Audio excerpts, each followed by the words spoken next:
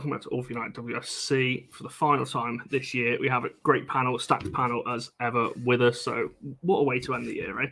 I'm not going to waste any more time because I feel awful. So I'm going to do as least talking as I possibly can. So I'm going to pass over to these guys, and we're actually going to start with something a little bit different, something non-United, because we are going to try and do a WSL wrap-up. But a bit of transfer news has come out recently, and a bit of a surprise. Maybe the fee was a bit of a surprise, but as we have got a Chelsea representative with us, Rob, I'm going to throw straight over to you and talk a little bit about Beth England's. I will say at this time potential, because it's not been fully confirmed yet. There are maybe some hiccups, but I'm sure Rob's going to tell me otherwise. So we'll start with Beth England. Rob, from a Chelsea point of view, how are you feeling about that one? I guess a little bit frustrated at Spurs, or how do you feel about that? To be honest, not really. Firstly, I think it's pretty clear we can confirm it now. It is going to happen. I understand that England has sort of, made her necessary goodbyes. That's partly why she came on, was substituted on in that Champions League game against PSG late on, was sort of to give her a chance to say goodbyes to the fans. It's a weird one because on one hand, I think, it's a very good signing for Tottenham. On the other hand, I kind of think that, it's more of a case that Chelsea almost sold us Tottenham, that they feel that it's the sort of player that can go there and elevate the squad to a level enough that they can take points off title rivals. And I've sort of said this to people. There have been, moments in Spurs games this season where they've had plenty of control of the game and, they've looked good, but they've lacked that clinical edge. They've now got someone up front that will score goals. Whatever you think of Beth England, she will score goals. And I think Chelsea are almost hedging their bets that she will go there and maybe, take a point off, Arsenal, take a couple of points off United, be the reason they can get a point against City, something like that. From a personal point of view, it's good for Beth because at her age, she needs to be playing regular football. We're talking about a established international here. She's someone who does have pedigree. It's not, I think the 250k fee, I think that's a sign of where transfer fees are starting to go in the women's game. Put it this way, a few years ago, 250k got you Pernilla Harder, but nowadays, if you were trying to buy Pernilla Harder, I think you'd be talking for a similar fee what Kira Walsh has gone for. And I don't think we're that far away from seeing the first £1 million player. I think that will probably happen in the next 1, maybe 2 windows. I could definitely see someone in the summer, someone like PSG, where they've got the finances to do it, trying to make someone that £1 million player. I have a feeling it might be someone like Aitana Bonmati or someone like that who has had problems before in friction at Barcelona and is someone that, I could see a lot of clubs putting a lot of money on the table to try and sign her. Maybe the same with Alexia, although at the moment, until Alexia gets fully fit again. It's interesting because I think she's what I've described before as the best backup striker, I think, in the league. But at the same time, I can't really argue she should start more games because Sam Kerr's Sam Kerr. And, even when she's on poor form, and I think this season she's not been her absolute best, you're still looking at her. She scored the crucial goal to break the deadlock against United. She scored the crucial goal against PSG. She scored important goals in the Champions League. You're talking about someone that is a big game player. And I kind of almost feel that she's got to, step up to that next level again. And we want to see that in the second half of the season. And I still think, Chelsea in general have a whole other gear to find. I think they've got at least 2, maybe 3 gears to find so far this season. They've not really impressed me in many games at all, besides probably that PSG game. When in that PSG game, I think you started to get a glimpse of what Chelsea can do, where they had a very decent PSG outfit they were against and just completely ripped them to pieces. And with some better finishing on the day, it could have been, 5 or 6. And you're talking about a side at the moment that are top of the league in feminine. Now, in terms of replacing Beth England, this is where I think it's really interesting from Chelsea's perspective because they've got 3 young strikers at the club. They've got Beaver Jones is out on loan at Everton. They've got Emma Thompson on loan at Lewes in the Championship. And they've got Lucy Watson, who they signed in the summer, and then she had an ACL injury. At the same time, they've got a load of money burning a hole in the pocket. And as people are quickly learning, the new Chelsea owners do like to spend money. And they've, I've had conversations with them, and I know for a fact the idea is to make Chelsea, in their view, the dominant force on both the men and the women's side. And in their view, the finances aren't really important. It's what you get out of it and what ends up happening. So I know I can say that Chelsea, I think, will replace her in January. It's just who they go for. I have been told in the last couple of days the main sort of 3 targets Chelsea are looking at, and the main one is they'd like to bring Alessia Russo back to the club because they think it's like a really easy opportunity. They know that the deal isn't done with United for a reason. They know that certain players in the Chelsea squad have a very good relationship with her, and she herself has also said that, privately, that she would come back to London. The interesting thing again is whether she accepts a backup role. But at the same time, Chelsea are also aware that they've got England going. Pernilla Harder looks likely to go in the summer, so potentially they've got that caveat to also offer them. And you've got Lauren James. The other 2 names on there are Romeo Lukter at Ajax, who is an incredibly good striker, but is someone that it's harder to judge Lukter because she's only played in a very dominant Ajax side in the Dutch league. But she did really cause problems, I think, against Arsenal. And then the other player, and this will be the one that'll be the real interesting wild card, and I think Chelsea might try to explore it, is Sophia Smith has made it clear she would consider a 6-month loan to a WSL club. Chelsea may well think that Sophia Smith is the sort of player that can come in for 6 months for them to see what they can do. Chelsea themselves are looking to buy a other club in the women's game and know the Portland Thorns are available. And Todd Bowley himself has tried to buy an NWSL club before. So without putting too many strings together, I could see Chelsea trying to do something where they can buy the Thorns and then they can almost not necessarily manipulate players across, but have an opportunity to access that American market. And you're seeing the same thing done by Manchester City. I know Manchester City would like to buy another women's side I was told ideally in Australia, to go with the fact they already own Melbourne City and to have a fact that they have that pipeline available. So it'll be really interesting to see what Chelsea decide to do in the next couple of weeks in the window. I do know for a fact that they've made it very clear that if players do go out, players will come in, and they will only let a player go. If the player asks to go, which in the case is Beth England, has asked to go, and the club have, accepted it on the grounds that they've got a very good fee, and I think it's the right thing for the player, it's the right thing for the club. And secondly, if they can get a replacement in they feel is an appropriate quality. Yeah, I think you've covered quite a lot there. So I'm going to go back to the Beth England question, just because I want to get Meg and Fiona's kind of thoughts on this as well. Do you two just? I was just reading back through all the comments as Rob was talking there, and I don't think there's one person who said this is a bad move for her. I think everyone is under the impression this is going to be a good move for her. She's obviously probably going to start. Well, she will start there. Quality striker. Meg, I'll start with you.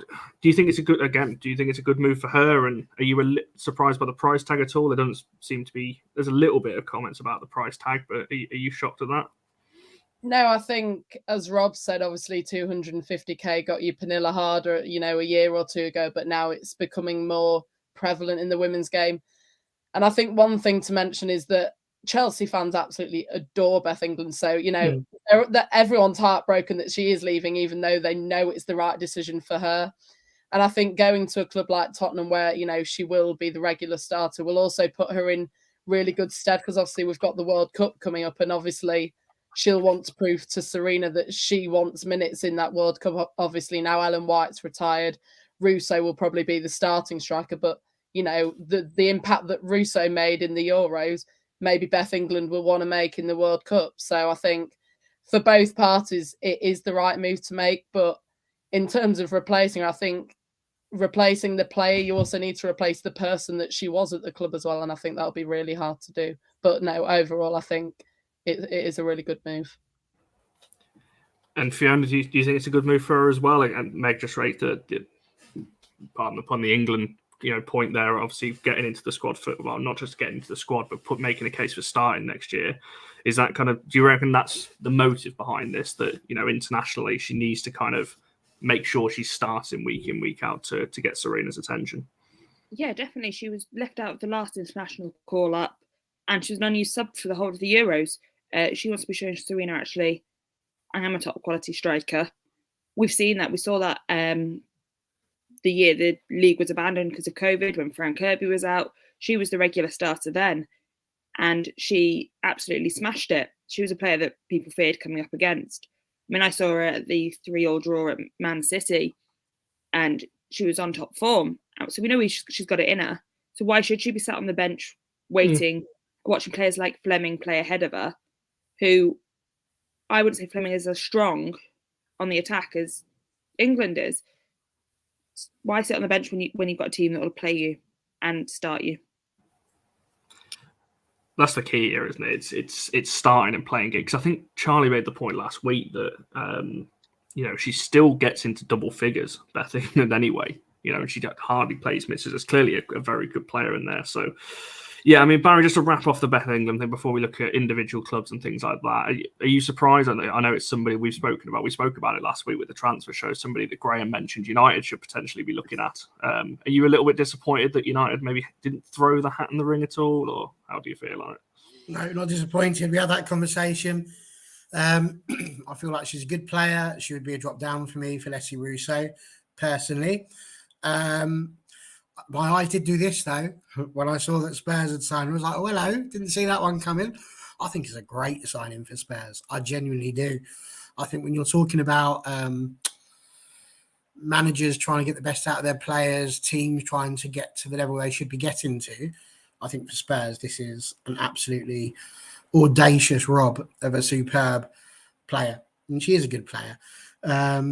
I think this will really put the wind up a few people, actually, especially if they go out and splash the cash on a couple of others. But, yeah, it's the one thing they've been missing, isn't it? Some goals. So, yeah, can't argue with that. I think Beth England to Spurs, great for them. Possibly not so great for the rest of the WSL. Man City better look out. That's what I'm going to say, because fourth place might not be as easy as they were thinking.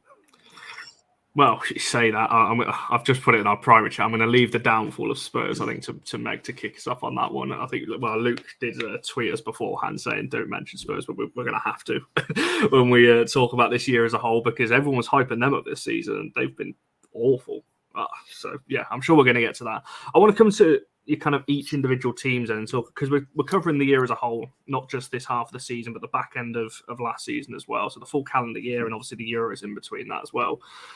Fiona, I'll come to you first on this one then, in terms of from this point last year, have Everton made progress? That's the question I'm going to ask you all for your respective clubs. Have you made progress from this time last season? Yeah. This time last year we had Vassar in charge, who was not liked by players or fans. And we are now challenging for 5th on the table. Currently sat in 6th, West Ham above us with a game in hand. And our season's been really promising so far. Yes, we've lost games to City, United, Arsenal, Chelsea. But we've been there. We've had the best performances that I think we've seen from the club in years against those top sides. Chelsea, probably went like this. Won by cheating. It was a clear and obvious dive that was just given to them. If you watch it back, you can see how clear it was. But we've been up there matching them. We were there with City throughout the game. That could have been a draw if there was 5-10 more minutes on the clock. Arsenal, they only won 1-0. Just shows how close we were to them and how well defended that game was. To be fair, that was mainly due to the brilliance of Emily Ramsey rather than anything else. Let's be fair in this one. Arsenal did that. I think Everton had a good few shots. We had more shots on target than Arsenal did in the whole game. But it's one of those things. Shots on targets. If you shoot 10 times from the edge of the box, but every one of them straight at the keeper. Whereas if the keeper tips over 3, one-on-ones, you had. But it's creating those chances. If you can't create the chances to make a shot on target. But the thing is, even if you create the chances, you're not taking them. That's my thing. I think at the moment that's would be my concern from an outside point of view of what I've watched of Everton is that there's clearly there are good players in the squad. There are some really good players in the squad. I think Benison's a terrific player, and it'll be really interesting to see what her career does over the next 18 months. What direction it takes in, what ends up becoming a primary role. I think Park's a great steal, and annoyingly for City, it's going to be a great player for City next season when she goes back. To me, I kind of feel Everton are stuck in that similar limbo with West Ham, and I'd probably group Spurs in there. It feels like this is an important season to build and not lose players, because I think in the summer, if you're looking at losing a lot of players and then having to start again, you kind of lose everything you've worked on. If that makes sense. I think what you've got to realise though is it's our second summer where we've had 8-9 new players in. Oh yeah, definitely. And we've got a new manager after a very turbulent year, losing 2 managers last year. So the first half of the season has just been finding their feet, playing together. And if we can form that way at this first half of the season, I know the club are only looking to maybe bring in 1 player in this window. Where can that progress? And you've got players that have just found their feet, found their confidence, like Katri Snoyce, who was slow in building goals. But we know that she's a goal scorer. She's got 13 international goals and 22 goals in her last season. So we know she's got it in her. So now she's got that confidence in her first WSL goal. We'll see where that takes her. It's interesting, isn't it, with Everton? Because everyone raves about Aston Villa and everything else and about Carla Ward and so on. But Everton are, level points with Villa. Obviously, I know they got a game in hand over West Ham. So, you could argue that, as you said there, Fiona, they've definitely made improvements over the last year or so, I'd say so, and a pretty decent start to the season as well, keeping games tight. So, yeah, I don't have any disagreements with that one. One of only 2 teams that have played the top 4 so far. And we're sat there on 0 goal difference. We've got 10-4, 10-4 against. That's decent going. Just looking at the teams around you, Villa -6, West Ham -3, Tottenham -6. So certainly doing better than those around you. So that 5th place is definitely up for grabs this season. Considering we were fighting out of relegation last year, it's a massive improvement. Oh yeah, I think it's fair to say that like last season, I think shocked a lot of people because I thought Everton were going to do like the players they signed were good players.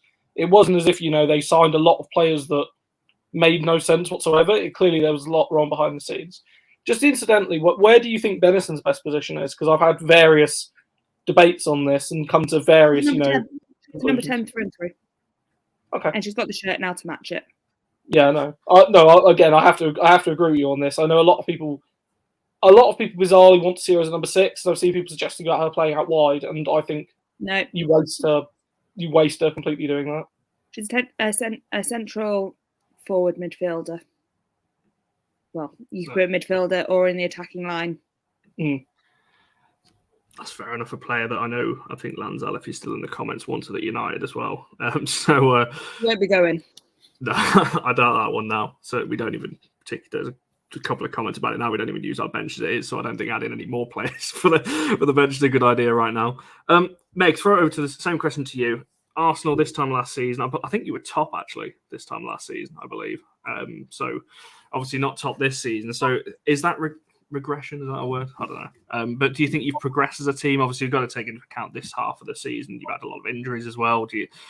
Would you say you've progressed, or do you just think you've kind of just done what Arsenal do and kind of leveled out?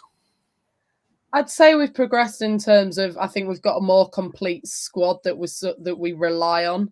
I think the additions of Rafaela Souza and Laura Veenreuter in January we didn't know at the time would be massive signings, but now we know how crucial they've been for the club. I mean, I think Veenreuter's been one of the best right backs, and obviously Rafaela been one of the best centre backs this season as well. Obviously, we've been ridden with injuries like I've never seen a club before, but I think we've been able to adapt with certain players in certain roles, and it's allowed certain players to step up as well.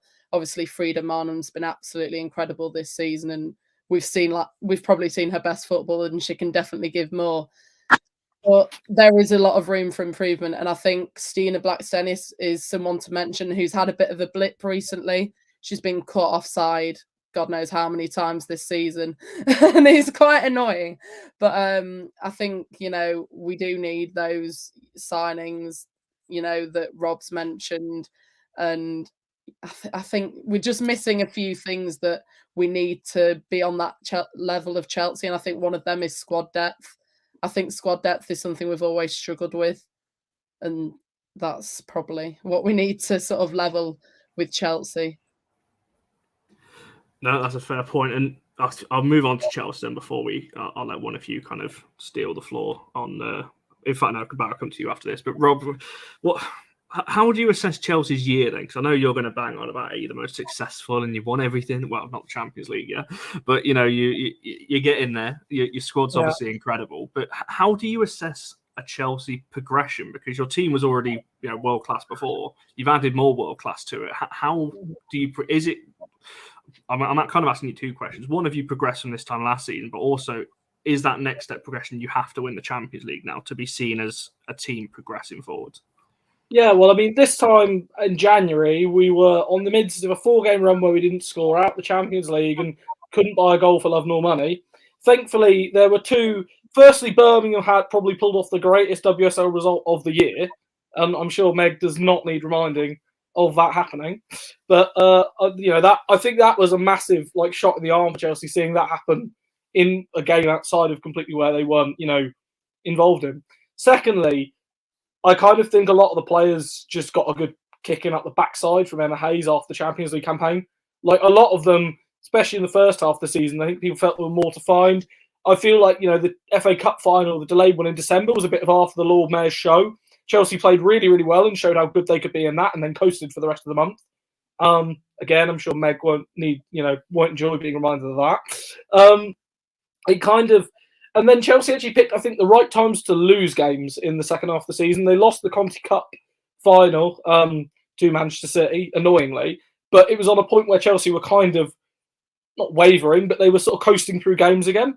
And after that point, you just saw Emma put the afterburners on, and you could see everyone was sort of fighting for it. I think it was really crucial the way Chelsea went top in that game against Leicester, where they scored the 9 goals and they scored 4 in 10 minutes. And that put them top. I kind of feel from that point onwards, that was the day that was either the day the title was won or the day Sam Kerr scored that late goal against Villa. Because as soon as that went in, it kind of felt like that point destiny was sort of shifting.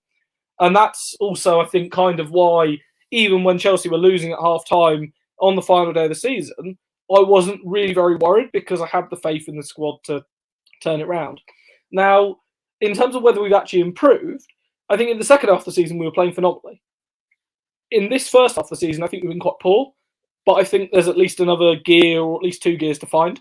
And I think when Chelsea start finding that, it'll become quite scary because it will get to a point where they will come into games against certain teams and they will just score 3 in the opening half an hour and blow them away and close the game down. And it will then be on to focusing in the Champions League. And I kind of feel that if they can get a favourable draw in the Champions League, as much as you can now get a favourable draw, I mean, they have a choice of AS Roma, Lyon or Bayern. I think they probably want to avoid Bayern Munich, but I think they probably fancy taking on the depleted Lyon and also taking on AS Roma. I think if they can get that draw, get through to the semi-finals, then you're in a situation you're only 180 minutes away from a final. I think you could see Chelsea really kick on and do something special in the second half of the year, and that's why I think they will try and bring in that 1 or 2 bits of quality in January, and it won't be a case of quantity. In the summer, I think the big thing Emma realised is that the squad needed bolstering and say, Chelsea have changed, say, Drew Spence for Katarina Svitkova. To me, that's an upgrade. They've traded Jonna Anderson for Ev Pelisay. To me, that's an upgrade. They've added Jonna Ritten-Kaneryd as some pace on the wing, which is something Chelsea didn't really have before. And that's also meant they've stopped playing Wrighton on the right-hand side and actually put her on the left wing, which, surprise, surprise, she's quite good at. And then they've also, I think the one I'm really, really interested in and I want to see more of in the second half of the season is Jelena Shankovic. I think Shankovic could be the player that is a real, boon to Chelsea in tight games and is the sort of player that can unlock tight games. We saw it in the game against Reading a couple of weeks ago. She came on and showed some lovely touches against PSG, and the same in the Champions League game away against Vlasnia. And I feel that Chelsea almost have... She's not Ji So-Yun in any way, shape or form. I'm not going to pretend she's on the level of Ji, but I think she's someone who can get towards the level of Ji. And I think, that's the kind of the way Chelsea have replaced players in the squad. They haven't got any weaker, which I think is the big thing about the transfer business, which is what's so impressive. No, that's fair points, and I'm not sure many would agree. I hate talking about Chelsea because I always just end up praising their players and how good they are, which is a little bit annoying. But I'm sure we're going to get to that when we do our kind of combined 11 in a second. But Barry, from a United point of view, I know we've covered this quite a lot on this channel, so I don't want to spend too long on this. But United, this time last year, we weren't far off where, points-wise we were, but we were still in the mix for the top 3 this time last year. And early last year, obviously, we were fighting for... Well, it looked like we were fighting for the title anyway. It certainly felt like that. And then we dropped off. But I know what your answer is, but United this year, this calendar year, we've progressed, right? No, it's been atrocious. Skinner out. It's been absolutely terrible. Sell them all. Of course it's been progress. Come on now. Let's all wake up a bit. It's been interesting. Whilst you've been... chatting about and talking about all that jazz, I've been trying to do a little bit of maths because let's be honest, the proof is in the pudding, young Connor. It is not in opinions. It is in facts, cold, hard ones. And it's a bit hard to do cold, hard facts because we're not exactly halfway through the season. But we are all on course, if we were to win the remaining games to take us up to 11, to get more points than we all got last season. So that's progress, right? For all of us. I fear for Everton, if I'm brutally honest, to reach the points total they've got last year because they got 32, running on 12 at the moment. But I think aside from that, everybody looks like they're likely to, except for maybe Chelsea as well, who got 57 last year. So they're teetering on the brink as to whether or not they can get to 60. But so I think we're all making, really good progress in terms of where we were this time last year. I think, my frustrations with United in general, by which I mean the fans, and how they all just can't be a little bit happier about the fact that we are, I'm going to say it still, I know Rob won't agree, but still in the title fight, because we very much I don't disagree with that. I think the title fight's fully open. And I've said this before, I think that's one of the things that does make the WSL quite compelling at the moment. There's a 4-way title fight, because I'm still not counting Manchester City out of it, because in spite of their manager, they've got a very good side and they've got a striker that's banging form. And the other thing is I expect City to do business in the January window as well. There you go. So even Rob's agreeing with it. So it's all in there. It's all in there. It's going to be a superb end to the season, I hope. And there are still so many big games to go. We've got to play Spurs twice. It's great that they're getting Beth England when we should have already beaten them and dispatched them once. So that'll be entertaining. See how that goes. But, I think everybody just coming good. Russo's doing well. It's widely agreed that Onabatia is the best right back in the league right now. And I think the really good thing is that when we get through our discussions, we'll start talking about some real world-class players from all of the teams. But it's nice to see more Manchester United players being mentioned in those discussions now. It's not just about, all the players that Chelsea have got, all the players that Arsenal have got, all the players that Man City had and then sent off to other teams, thus discounting them from this conversation somewhat this time. We're talking about players in Man United who are genuinely going to be seen as world class, and that's amazing because that, boys and girls, is progress. No, and people do. Well, for the most part, I agree with you anyway. For the most part, who's disagreeing? Tell me now. I'll smash them up. Dear me. The other thing I wanted to add to this kind of conversation, obviously, it's hard to discount the Euros, obviously, in the summer when we're talking about the year as a whole. I know this is a WSL wrapper, but the way I'm going to tie this in, I know, Fiona, you're obviously on the show with Barry that we did in terms of fan expectations. Is there anything for each of you, Fiona, I'll come to you first again on this one, that has changed, noticeable changes since the Euros this summer?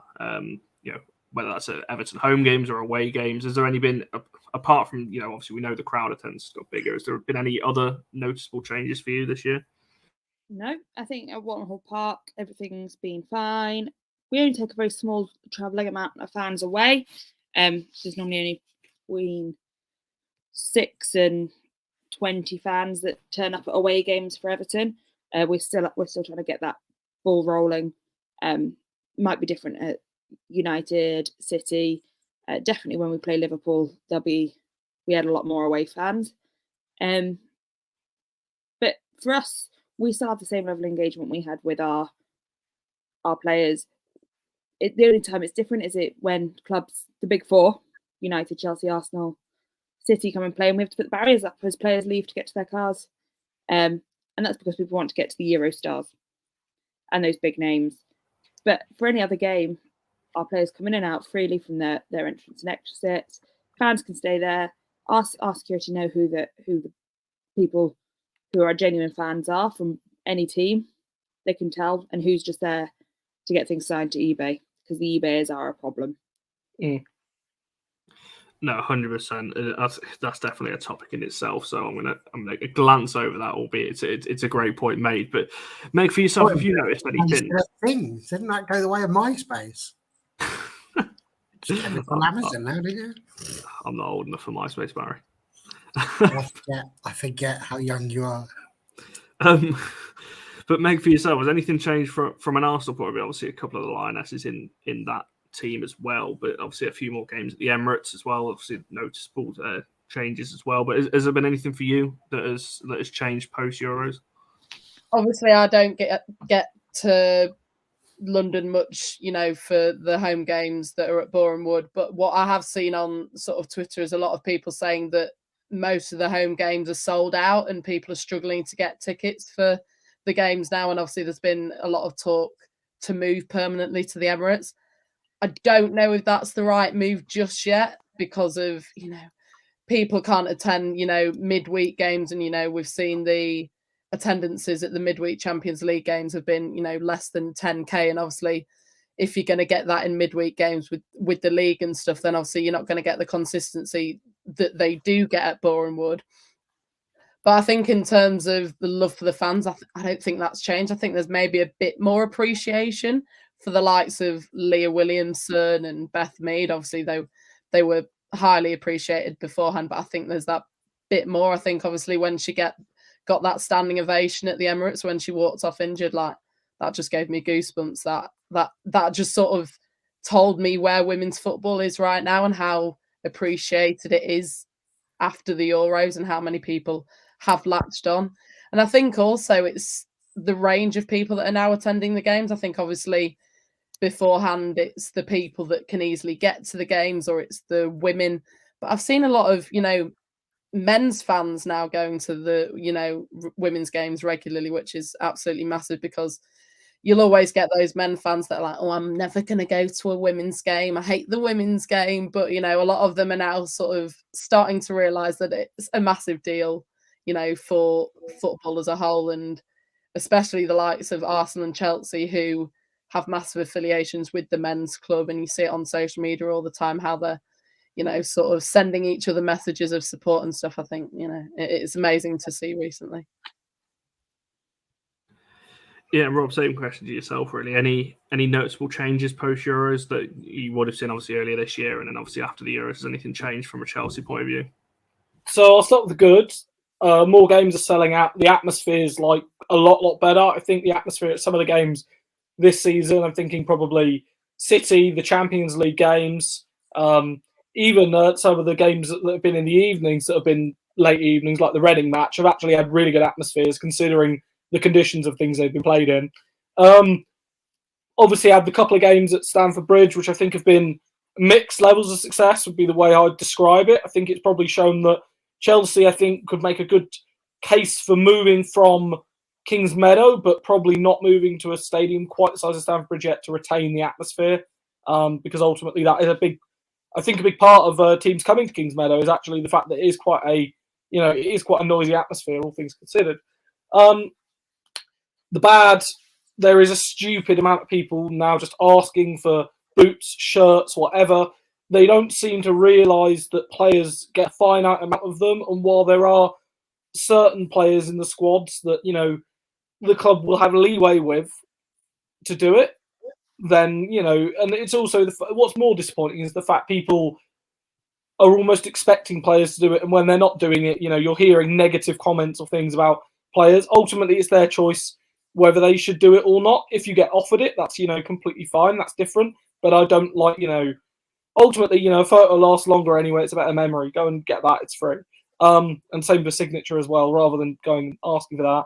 And then I think from the sort of the ugly point of view, I think that, and this is what I've noticed a little bit more, is I do think increasingly WOS has become a little bit more tribal at games. And I don't necessarily mean in the sense that we want to see, in, more atmosphere and a better sort of side of it. I think increasingly it's become toxic. I've seen some awful, when Emma Hayes was out with her after her surgery, I saw some awful comments from rival fans. I've seen some stupid comments about Mead and Miedemeier in recent weeks. It's like, I don't want to see it going that way because, there's nothing funny or amusing about a player getting a serious injury. I always compare it to saying, if you were injured at your work and at your workplace, would you want people laughing at you for it? If you were seriously injured and couldn't do your job or do something you loved for, a long period of time, and it does mentally sort of affect. But in general, I think, it's more positive.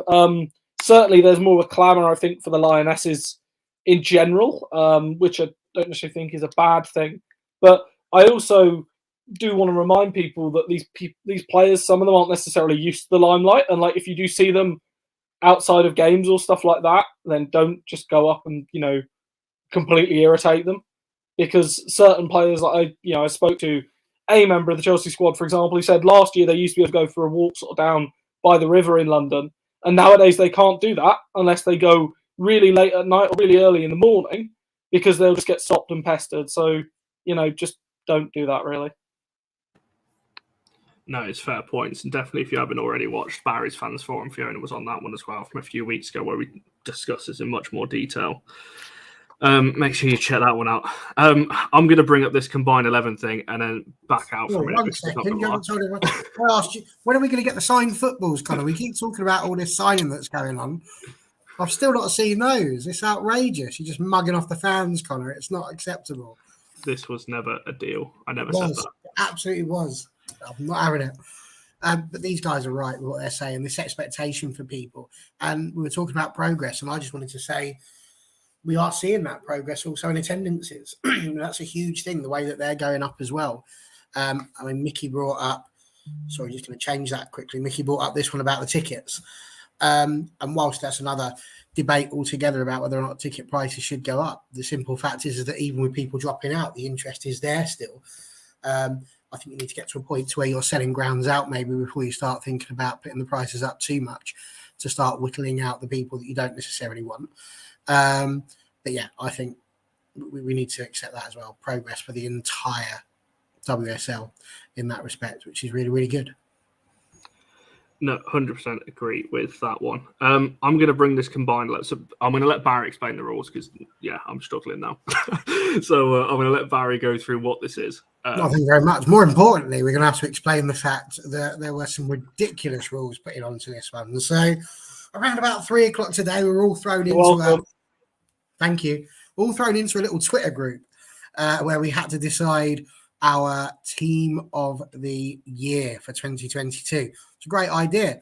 I'm thinking to myself, this should be the easiest thing in the world, really. You just get up the Chelsea teams, the Arsenal teams, the Man United teams, jobs are good. And then this person should remain nameless. They said, I'm going to limit myself to 3 people from my team.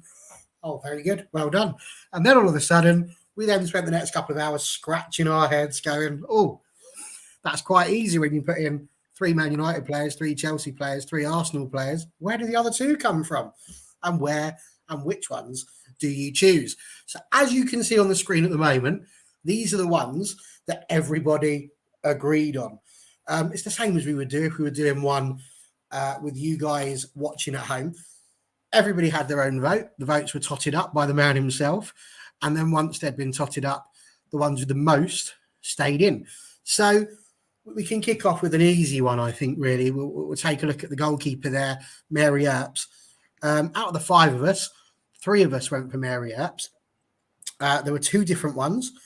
One went for Zinsberger and one went for Emily Ramsey, which I can only assume was the Everton fan, would be my guess. But, surely we all agree with that, don't we? Mary Earps has got to have been the goalkeeper of the season. So, she pushed herself into the Lionesses, won the Euros. Come on. I have a feeling, Rob, that you might... Were you the one who went Zinsberger, Rob? I went for Zinsberger because Zinsberger has broken some incredible records this season. And a lot of the time in the early part of this season, Arsenal haven't necessarily defended very well, especially when Leah Williamson's been out. But they've been lucky they've got a world-class goalkeeper behind them. And a lot of the time, I've said this before about Chelsea with Ann-Katrin Berger, one of the benefits of having a top goalkeeper behind you is that even if your defender cocks up, you've got someone in behind you who still, can mean that a chance that 9 times out of 10 would normally be taken suddenly becomes 3 times out of 10 because you've got that world-class player in there. Fair enough. Megan, why did you go Earps then? I think obviously Merps has kind of been in the limelight more this year, with the Euros and everything and, pushing herself into that Lionesses squad. But I just think her confidence has grown ridiculously over the past year or so. And, she's your typical shot stopper. And I think anyone would take her in their team. And, she's saved Man U so many times. And I think, obviously, yes, Zinsberger's broken that clean sheet record. But I think for what she's done, with the Euros as well, that those saves against Sweden early on that, kept England kind of in the match, really. I think that's why I would, have her over Zinsberger. Yeah, Fair play. Oh, hello. Was that the boss? Sort of. I'm going to keep my points very brief. Yeah, I think I kind of agree because I was sat on here on a show back in April, I think, with you, Rob, and at the time I said that Zinsberger was better than Earps, but I think after the summer and the start to this half of the season, for me, Earps has overtaken her personally. But I do like Fiona's shout of Ramsey as well, to be fair, because she's another top keeper as well to throw into the mix.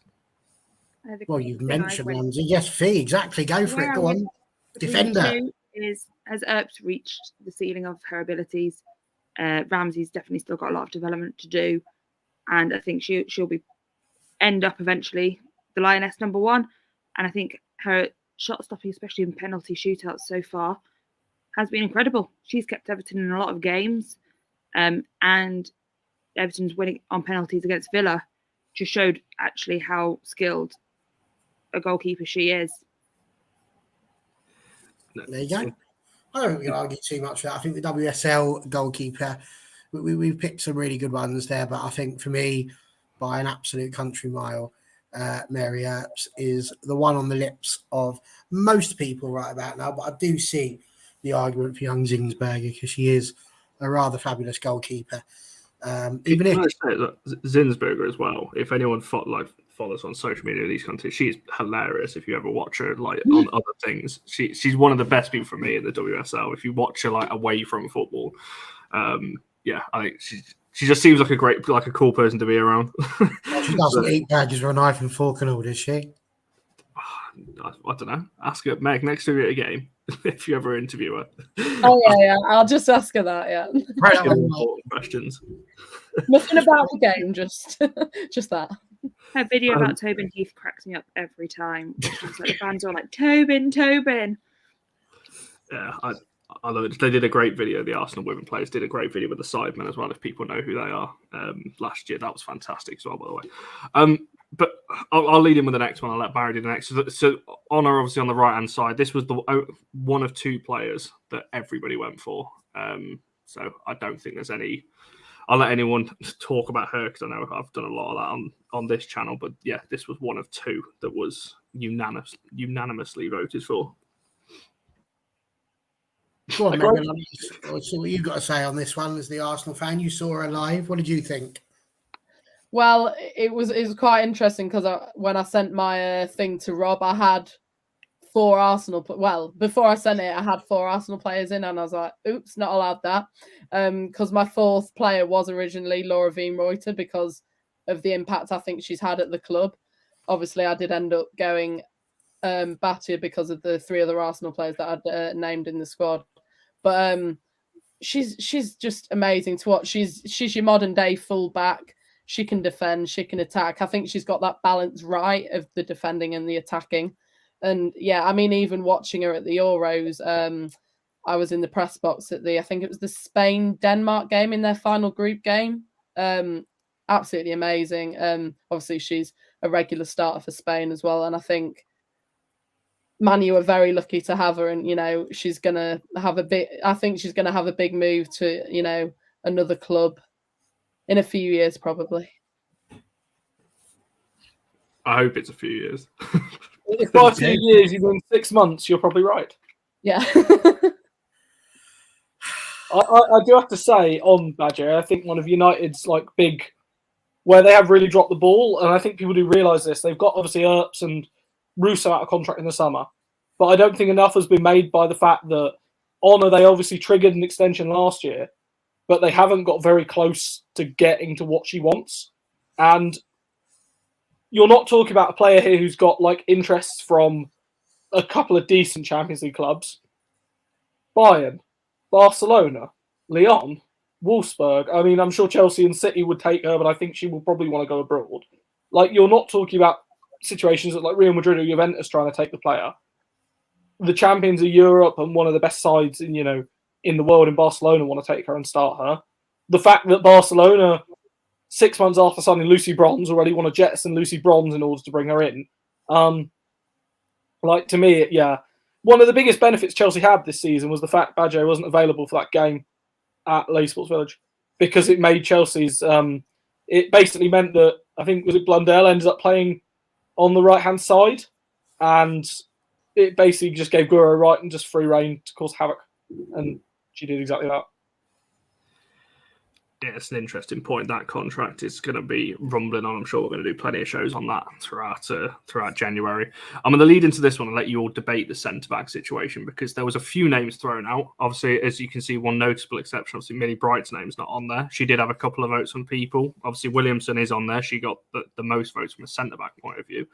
But Myla Tissier with a couple of votes in there as well, although potential fullback. Obviously, Greenwood got the most votes outside of Honor, so that's why she's in there, but we've put her in a left back again, could put her at centre half and put another fullback out there. So this is going to open up a big debate. There was a couple of other names which I'm going to let other people reveal who that they had in their back line, but I'll start off with you, Fiona. Who's in your back line, and who do you want to make a case for? Do you want to take any of those out for a start that we've kind of put in there as a majority, and who else would you want to throw in? Obviously, bearing in mind this rule that we had only 3 from one club. I'm just looking up who was in my list because I've forgotten.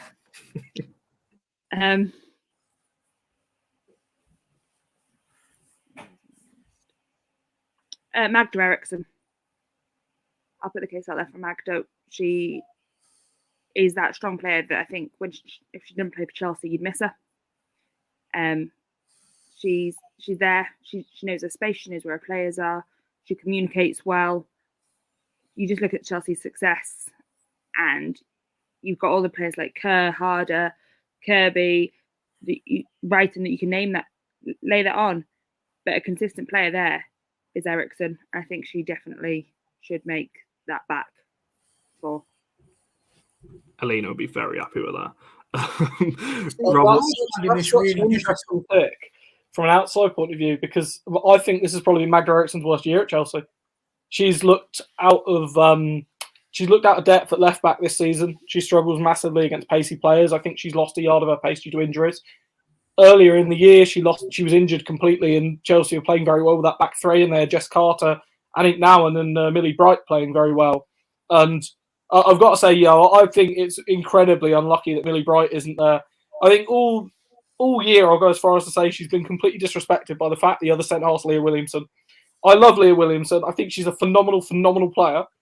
But England don't win the Euros if they don't have that Bright-Williamson partnership at the back. England don't win the Arnold Clark Cup without Millie Bright just causing havoc up front. Chelsea don't win what they've won without it. And it's testament that the fact Chelsea have had, the club captain's been shunted to left back to accommodate with Kadisha Buchanan in the back line. And it's not Millie Bright that's made way. It's the club captain that's been shunted out of position because of how well she's played. I think, pound for pound, she was my player that I thought, when you were looking at that list, the Guardian did, of the top 100 players, she would have probably been, alongside Sam Kerr, my highest ranked Chelsea player. And I think, it's one of those things people look at Millie Bright and just see a big unit, and they don't take into effect there's actually a phenomenal footballer behind there. Her passing's really improved. Her leadership skills have really improved. And I think, again, she's unlucky in the fact she's alongside Leah Williamson, who, due to the nature of her being England captain, she ultimately gets so much more of the plaudits. And I'm not getting into who's better in Bright and Williamson. I think they've got different characteristics and things, and I think that's why they complement each other so well as a centre-half partnering. But I do think that if, maybe Millie Bright was the player that was England captain in the summer, and, England still win the Euros, and I think you'd have seen a lot more recognition for her. Well, let's throw it over to the Arsenal representative from a Williamson point of view. It's hard to compare. Well, I don't think we should be comparing them, but I can't actually remember who you went for, Meg, alongside. You definitely went for Williamson. I can't remember who you put alongside it. It might have been Bright.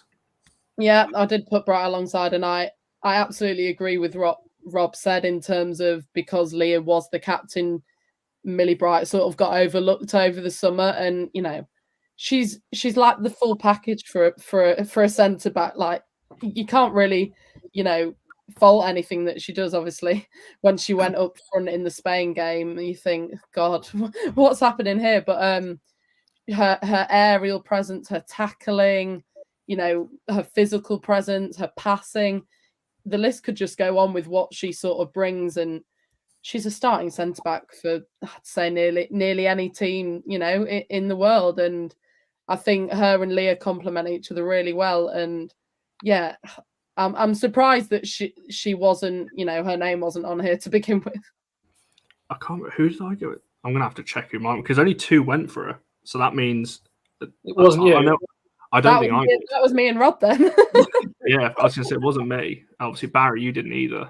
I'd exhausted my Chelsea player limit. That was the same for me, because as you're seeing, this is exactly the problem. The minute we start sticking these sort of boundaries within, it means that you end up. It's like when you play the fantasy football leagues and all these. Part of the reason why I don't bother, because the purpose surely is for you to pick the team that you feel is the best team, and all you end up doing is picking like 6 or 7 superstars. Then you go, right, who's worth a couple of million that I can just whack in that I don't really care about.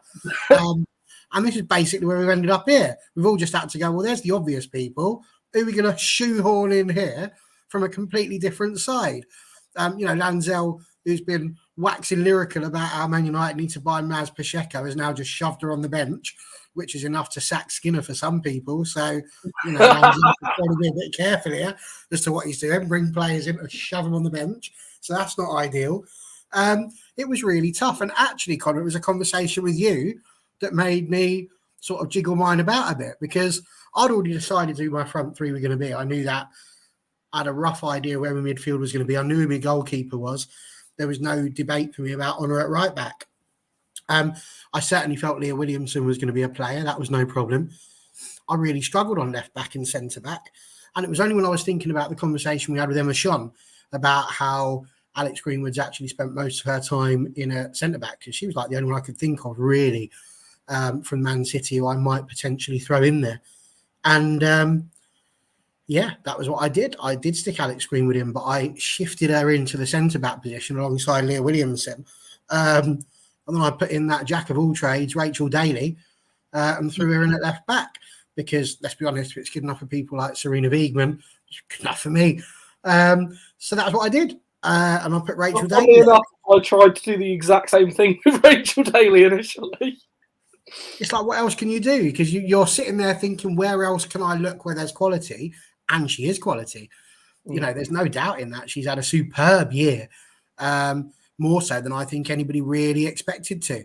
So Lanzell, I've just seen, just said, what about Ash Neville? Her problem is she's a right back and she's not even close to Onabache. She doesn't even lace up her boots, doesn't even shine them, I'm afraid.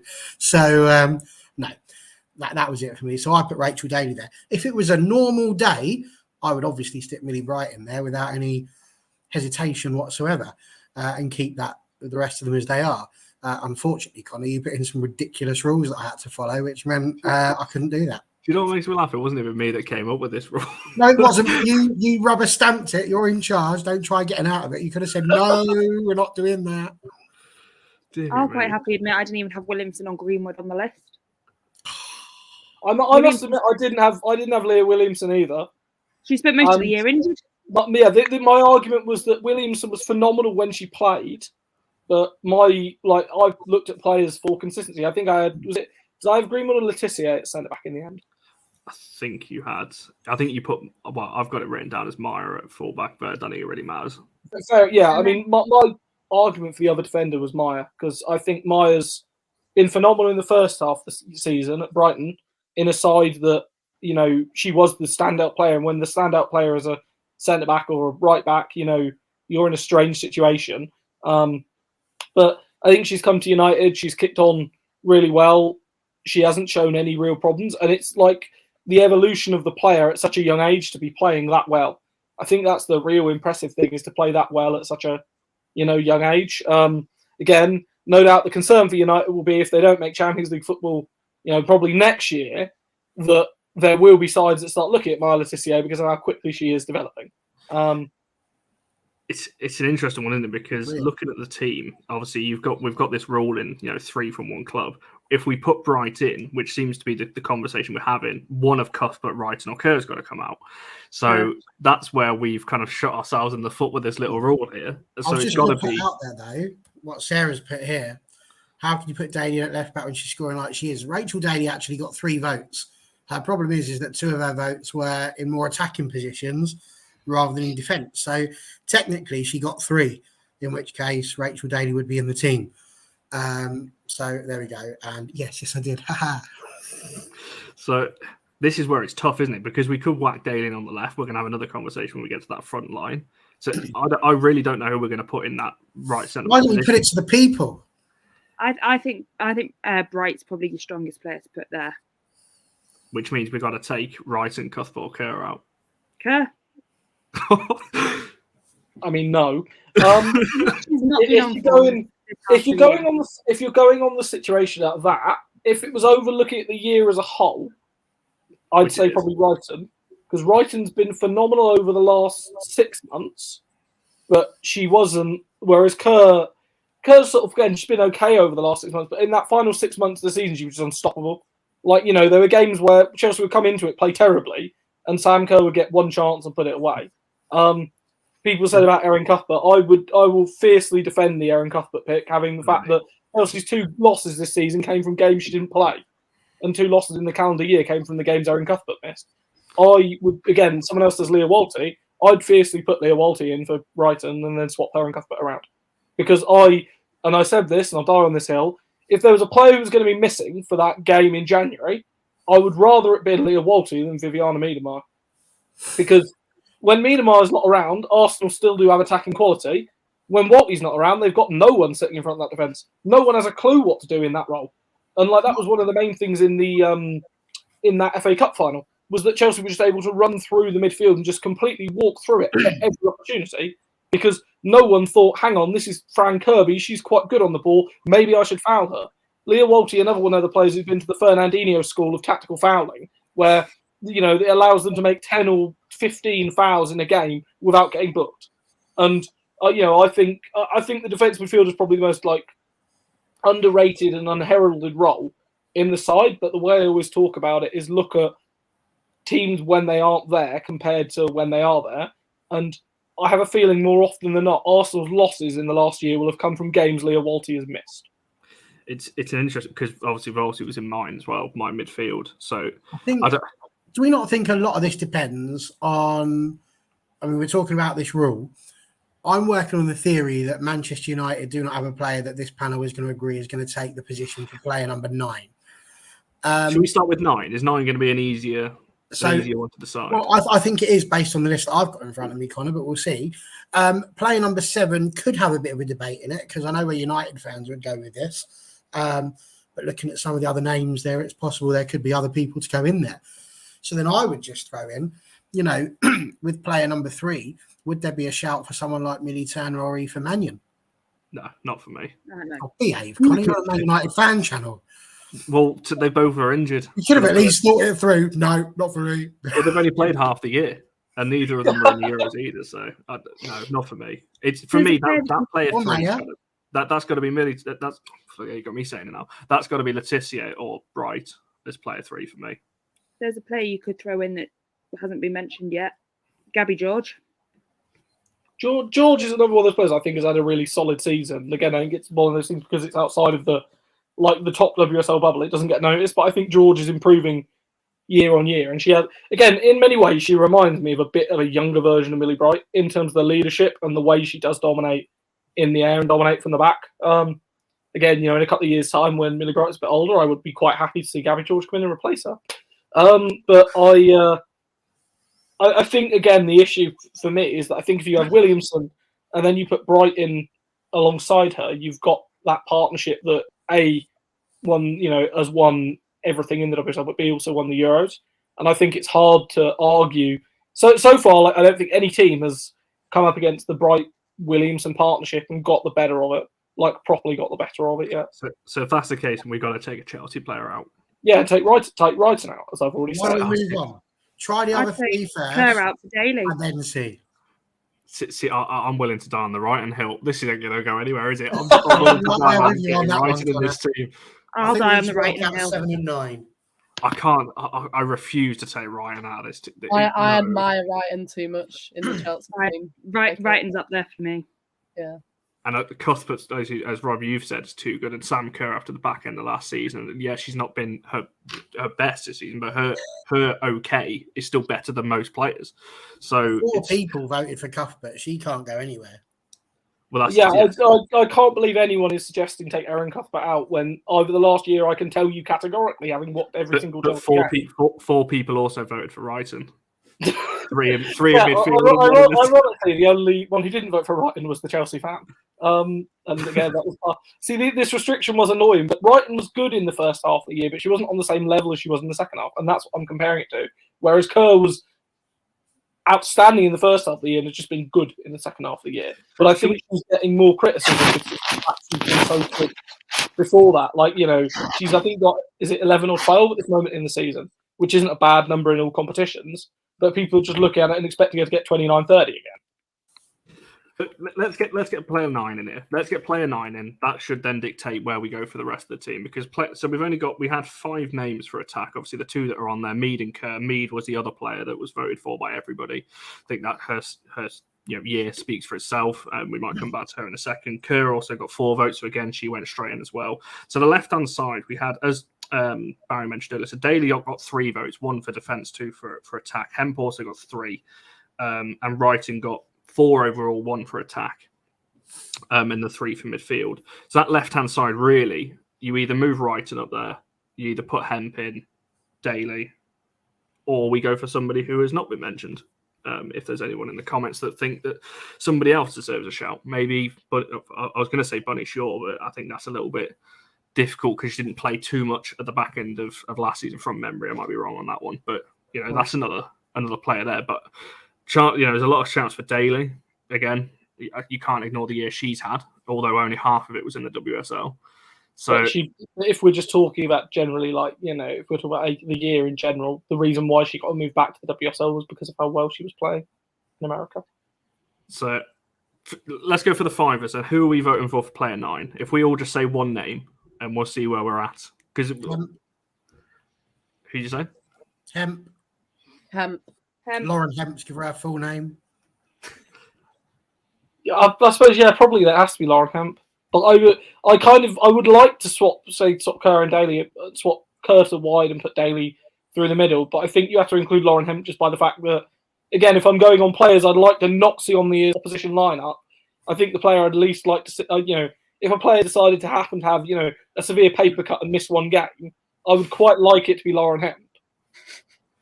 Right, we'll be here. I put Hemp there and Daly in the middle to solve the Chelsea problem. I can see that argument. I can see that argument.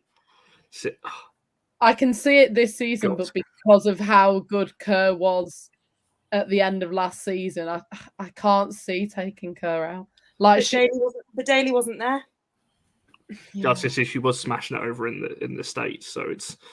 See, the other problem you've got is that you've hamstrung us with a rather wonderful formation thing. It had to be 4-3-3 or 4-4-2. And as you know, we're all about options this year, fluidity and the ability to change. And I think if you put Rachel Daly at left back, you can easily just change that to a 3 at the back when you're playing on, a bit of a rubbish team. And just whack Daly up next door to Kerr. Easy. It's all about options, isn't it? Have her on the pitch, put her where you like. See, this is where the mid. Go on. If people want Daly in that badly, do you put Greenwood? Obviously, we want to put Brighton, but do you put Greenwood in next to Williamson and then put Daly at left back? But you haven't seen Daly play. Daly plays at left back for Serena, and Serena's now starting to realise that she is that attacking player. But that you kind of sort of trying to look at your options of, people want Daly and people also want Brighton, but then people want Greenwood in. I think just to respond to Alex's comment, Barry keeps playing the officials. If this is your first time here, he does this a lot. Whoa! Whoa! When was the last time I played the officials? I think everyone on this panel will agree the WSL officials are absolute pony. Oh. But Don't get me started on the officials. Maybe we should do another one in a few weeks' time. Best officials of the year or something. I don't know. It's an empty list. Yeah, I mean, Lanzo's throwing another name in there, and as United fans, we should be banging this drum, Barry. Are we saying Galton isn't in the conversation I for think left wing? Galton's absolutely fantastic. 100% fantastic. All I can say to you, Connor, genuinely, is that when we've had these preview shows with other people, and we've been talking again with one of your ridiculous games where we've got to put somebody in who has to start. And I feel bad saying this. The only two places I've ever felt of putting someone in was potentially taking Ladd out and putting Cuthbert in when it was Chelsea. It was taking Galton out to put Hemp in when it was potentially for City, and left back as well. So I don't feel if I can do that in all seriousness, then I can't put Galton in as a WSL team of the year. But she'll always have a place in my heart as the best left forward. But unfortunately, this isn't Barry's Heart's WSL team of the year, is it? Otherwise, my Man United team would be there, wouldn't it? Just to answer Charlie's question quickly, I know she has corrected herself and meant left back. I think from memory it was centre back for the majority. So this is what I'm saying. We could shift Greenwood alongside Williamson and have a different forward. We could still get Daly in on the left side, but then you're leaving Bright out. I don't think we can leave Bright out, can we? But like I said, then we've got to take Wrighton out. Then we've got two midfielders to choose. Well, we haven't got midfield yet. Right now. No, you can't take Wrighton out. Can we make it a 12-person team?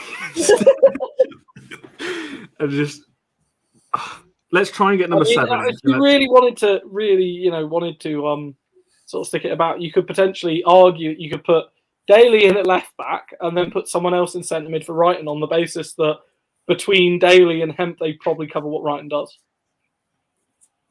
Potentially. Who's everyone pedantic? Who's everyone saying for number 7? Of the season, so how can we even think about taking her out?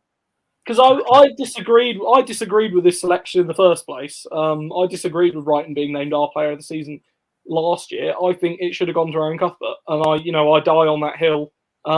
Anyone asked me who Chelsea's most important player is, and the reason why I was so delighted to see her get a long-term contract in October was because Aaron Cuthbert is so essential to what Chelsea do. And as soon as you take Cuthbert out of that midfield, you lose so much of the energy and pace that Chelsea have in that midfield that makes it tick. So, right, let's go for number 7. Well, I'm going to come back to the centre half.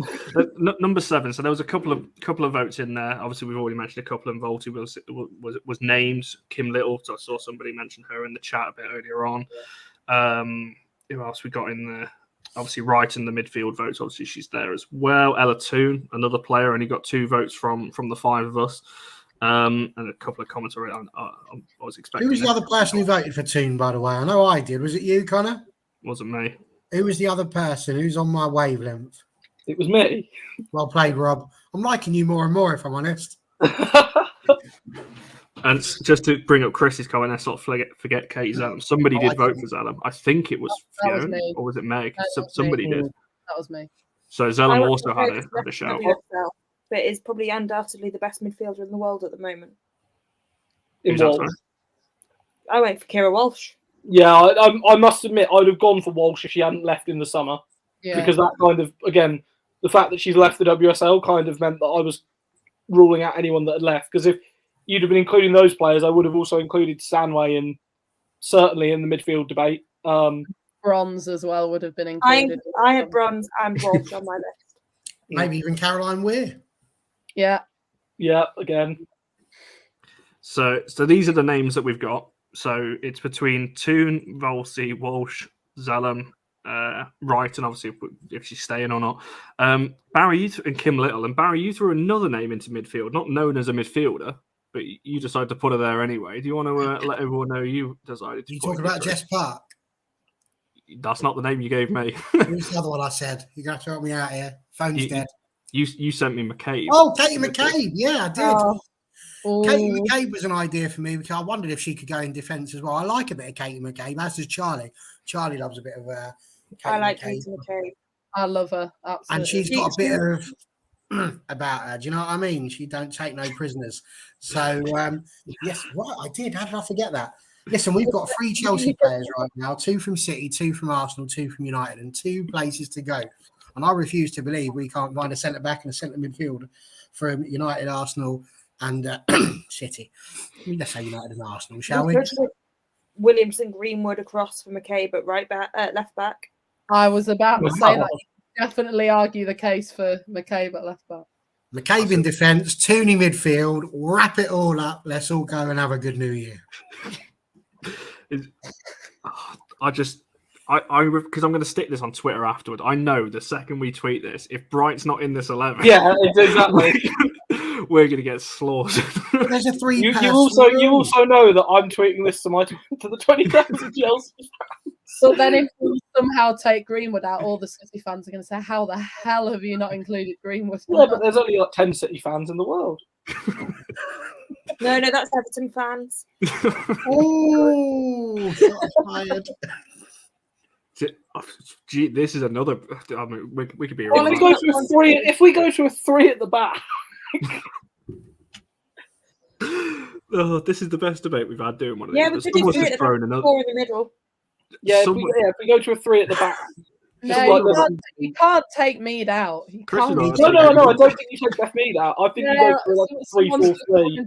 Have Ona, Leah, and Alex at the back, and 4 in the middle. 3 now. Are we? Well, no, I was going to say you put Honor, Williamson, and Bright at the back. Then you take Green out and you put in McCabe because she can play. I think she's probably more suited as a wing back.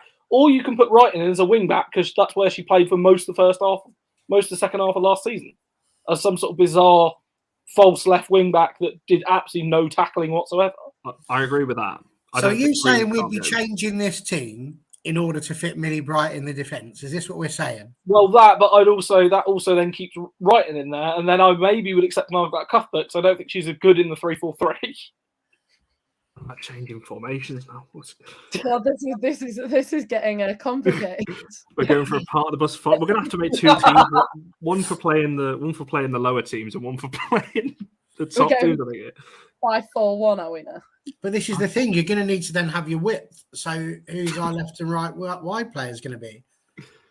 Well, Katie McCabe plays out wide. Say again? Out wide well. Katie McCabe plays out wide well. Yeah, so she's good on one side. Who's going on t'other?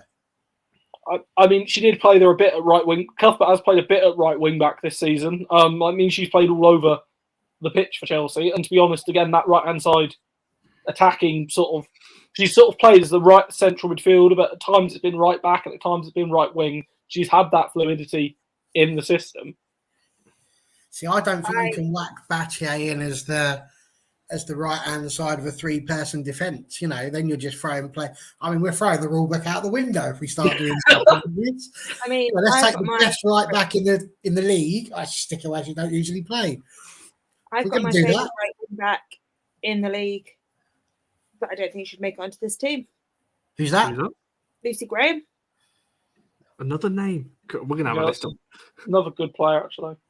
But she, as of January, she's changing her professional name. Do you know what, CJ? You say that when I messaged Robert, I think I put it. I know I put it in the chat beforehand. If anyone's seen Yaya Toure when he did his Premier League, he just threw attackers in defence and midfield and all sorts. So, I think I gave you my full bench, didn't I? When I did it, I gave you 7 players that made the bench. So Charlie's asking here, who are the actual left backs? List them and pick the best one. So Greenwood, obviously, you could argue she's left back. Daly was the other one voted. You could put you could put Honor on that side, even though she's never played there really. She's played occasionally there, staged in games. So you could stick her there and put Maya at right back. So they're the kind of options we've got. I don't think there's anyone else personally. I don't think that will change that. It's this 3-person, because we could quite easily stick Brighton, somebody else in player 7 very easily, but this 3-player team rule is what's stopping us from just whacking Brighton now and doing that. But that's the most important thing, is that rule. I mean, I would say, someone does say, Chelsea players someone does say that Chelsea players deserve those positions. I would, personally, as the fact we did win everything, I would say that if there is a, legitimate argument to be made, and the fact that the people that picked Brighton, none of them were me. The Millie Bright hill I will die on. The Sam Kerr choice I think is fair, and the Cuthbert choice was pretty unanimous. If you were going to break the rule, I think you'd have a case of breaking it for Chelsea because they've been the dominant side.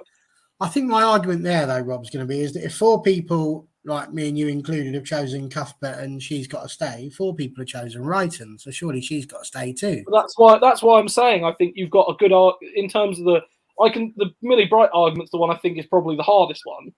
But I think that certainly from me, I think it's hard if you do a team of the year and you talk about it over the last year and you don't include Millie Bright in it, then I don't think it holds much water at all. Indeed. And again, the other thing we've got is that Greenwood has actually got 4 of the votes. So there's only one person that didn't vote for Alex Greenwood. Make yourself known. Who is this person? And there it is. Fee. All right. So 4 of us have said Greenwood in. So I genuinely just think. How many said Leah Williamson? Sorry? I think everyone did, didn't they? I didn't say Leah Williamson. Oh. 3 people said Leah Williamson. She cannot be left out. I'm sorry. My argument was the injuries. It's the same as what Fee. I think Fee, you said that as well. And Arsenal did very well without her. See, if you were saying Rafaela, I would make more of an argument this season that when she's played, Rafaela's been more important than Leah Williamson. Rafaela's also been injured most of this year, so I'm going with Charlie here. I think we stick McCabe left back. We still haven't sorted out who player 7 is. We're still arguing about the bleeding defence. I can't believe it. We've got players like Ella 2, Leah Volti, Zellum, Walsh, all these players to argue about. We're still talking about whether or not will they kick the opposition. that means Katie McCabe is in. Yeah, I was about to say, McCabe. I feel. Someone just said Steph Catley. I had Steph Catley on my list of reserve players. Who the heck is Easy? I agree with Charlie there. I agree with Charlie's back. Is that what we go? Are we going to have to just scrap this rule and get Bright in there and then right? No, you start scrapping the rule, you open up dangerous territory. Right, we're going with that. I think out of all my decisions, I think Greenwood was one that I was happy to sort of say, I'd put her in there, but there are plenty of others that you could put in there ahead, who were as good as Greenwood, sort of thing. I'm happy with that than Greenwood making it. If you choose to play a 4-2-4. Daily. My dad has an obsession with Daly, I'm sorry. Yeah, if you choose to play a 4-2-4, you could instead push right and onto the left-hand side of the attack, and then you can have Kerr and Daly up front. Well, Alex, it is Chelsea because I'm not willing to change the rule. I think we set it and we stick by it. So someone's coming out. Millie Bright. It's actually the Chelsea Connor. She's only got 2 bleeding votes. 3-player rule. Yeah, because if it was the case, I could make a strong argument for about 5 of our players making this squad. 5 or 6 of them, I could make pretty strong arguments for. But I wanted to just not end up picking just a Chelsea 11 because if you're talking on again when she's been fit on, in terms of decisive moments this season, and you're talking about if you're talking about best players, then I would put Pernilla Harder somewhere up there. Because when Pernilla Harder plays, she's immense. It's just the fact she's made of glass. And, annoyingly, every time she gets into a groove, she gets injured again. But if Chelsea could actually keep her fully fit, then they would steamroll the league again. Can I just say that we've got a bit of a dictatorship going on here? I just want to point out, right? These are the 3 Chelsea players that have been chosen, and each of them have got 4 votes. And you are shoehorning Millie Bright with her 2 votes into centre-back position. This is unacceptable behaviour, and I won't stand for it. I can't believe she got 2 votes to begin with, to be fair. That shocks me. But again, swap right into the other side and put Daly as player 7. Daly can play anywhere. She's that versatile. Well, if you want Daly, put Daly left back, McCabe centre mid. McCabe can play centre mid. Daly got 3 votes, so that's more than blinking Millie Bright sat there, somehow shoehorning her way. Boots, take one of those. See you later, Greenwood. I think we have to listen to the viewers on the Bright. Yes, that's what I was just going to say. Bright goes in. Nearly every comment is saying Bright has to be in there. Yeah. So I think we've got to respect what the comments are saying as well, that we cannot leave her out. All in favour of Millie Bright. Just make it known in the comments. Put a yes in the comments, and we'll just see if we get how many yeses we get in the next 11 minutes. Why don't you whack it out there as a Twitter poll? Good idea. If we're Haven't going got to all do it, night. and you want to listen to the people, do we go with this one, McCabe, Bright, and whoever the random person is who somehow managed to get into player 7 without a debate, or the initial one with the rules? I can't. Oh yeah, just look at how many yeses you've got. That's what I mean. It's everybody. I genuinely can. People who didn't put Millie Bright, can you put your arguments forward? Well, mine was Maya. Was it purely just the numbers thing in terms of there were too many other Chelsea players? Yeah. Or, Yeah, that's exactly right. It was the numbers thing. really, what I'm hearing is, Connor, it was a terrible thing for you to agree to my suggestion, and really, it's your fault. I think I've been able to keep fairly quiet that I was actually the only person that did not include Erin Cuthbert in my team. I mean, that's just because you're an Arsenal fan. You're probably still haunted by her performance against you. So if we make the rule 4, does that make a difference? Yeah. It's only allowed 4. Yeah, because I've got another Arsenal player. But then you can have that argument for player 7, because that's where you'd probably argue you're sticking Leah Volti over Ella Toon. Well, this is where I'd say is interesting. So I think Walty, like unanimously, if you're talking about best player, has to be in there because Arsenal look so awful without her. I'd say you've got an argument for 7 being Volti. Did Leah Volti score against Man United at the Emirates? Though I don't recall this. Shut up. Shut up. I think 7's either between Toon, Volti, and Daly out of position. Right, it's really up to the people on the chat. Throw him in. Who's going in Daly 7? doesn't really have a position. She can play anywhere. Stick her in goal. Put that as a Twitter poll, Connor. The final position, that because I think player 7 is the one where like you've got a good argument. I think good arguments can be made for all of them. For reference, Leah Walty is the right answer, but I'm willing to accept other people's views. You talk about me being a dictator. Charlie's just straight in there with a team. Now we all go home. Oh, there we go. Yeah, Charlie. How close is that to mine? Yeah. Yeah, that's not that bad. That's not that far from mine there, Charlie. So City players. How can you not have Hemp? I feel like Hemp just. They did finish ahead of us at the back end of last season. We got to take that into account. You've got to have Hemp. Oh, that hurt you to say that on this channel, Connor. Yeah, I was. Well, it won't happen this year, Rob. So don't worry. Or next year, rather. Someone's throwing Ingle into the mix now. We can't have Ingle. That's too many Chelsea players. Ingle's been phenomenal for the last 6 months, but she wasn't great for the first 6 months of the year. She's been great ever since we started looking at Grace Gioro and she realised that she might start sitting on the bench. Suddenly she started playing very well. So is it 4 players you can put onto a Twitter poll? Yeah, 4 of them. Let's just hammer those down then. So we're going Toon and Volti. Who are the other 2? Daly. I think Zalem has to be in there. Daly and Zalem, I think. Strong enough.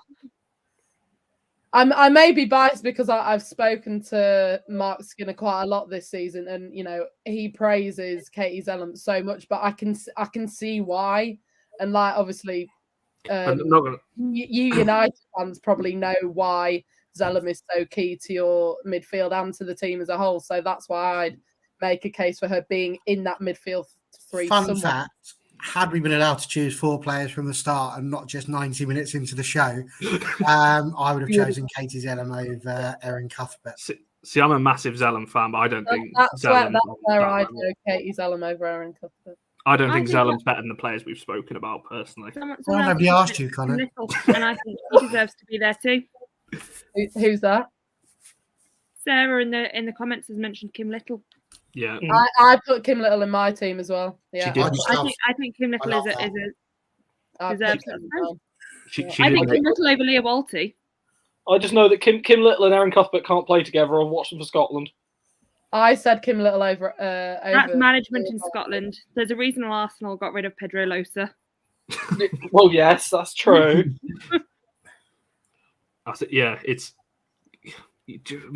Alex is saying that Kim Little not yours. Yes, but do we throw Kira Walsh into the mix? She was mentioned. Yeah, I put Kira Walsh down. If you're going on player ability, she's better than what we've currently got there. But yeah, but I think if you do that, then you've got to include Stanway in the debate because I think she's scored the most goals of any midfielder in Europe. I think this season, along with Beth. Right out Stanway. Yeah, I mean, yeah. To be honest, I'm surprised Brighton's in there. Yeah. Again, Charlie makes a very pertinent point. Not play football. I'm a Scotland fan, and I will support any Scotland player. Kim's a retired Scotland player. There you go. She doesn't play for Scotland anymore. Yeah, I think we've definitely thrown this 3-player rule out because I don't think we can take out what we've got in currently. I think what we've got now is nailed. I think, like I said, you can make an argument for a lot of others, but yeah, player 7. It's between the names that we've spoken about, and between the 5 of us, I don't think we're going to come to an agreement because I think mine would. It's between Toon or Volty for me, just purely because, like I said, I know you mentioned Stanway Walsh, but the fact they left the WSL in the summer just makes me not pick them. But I think ability-wise, they're right up there and amongst this. Well, I think we throw out a Twitter poll with Toon, Volty, Walsh, Stanway. Boom. What about Zellum though? No, I love Katie Zellum, but I cannot see her getting chosen above those people. But no, Kim Little, she made the team of the season last year.